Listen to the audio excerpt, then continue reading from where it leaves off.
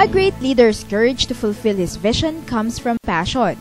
Ganito ang pinatutunayan ng mga kabataan mula sa bayan ng Hagonoy.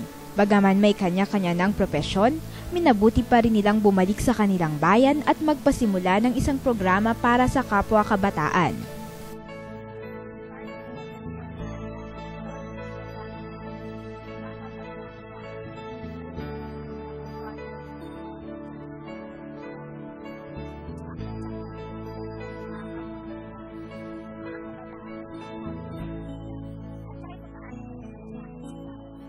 Dahil dito, pinasimulan nila ang Hagonoy Young Leaders Program o HYLEAP.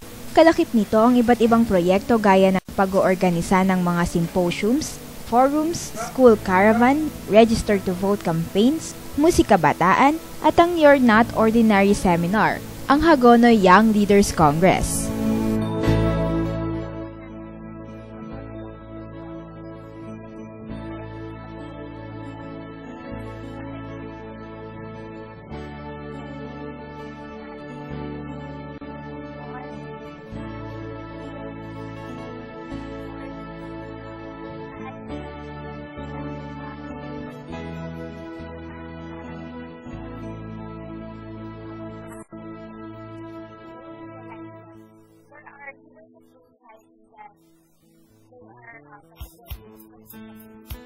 Inspired by Ayala Young Leaders Congress, isang hamon ang ibinigay sa mga kabataan ng Hagonoy.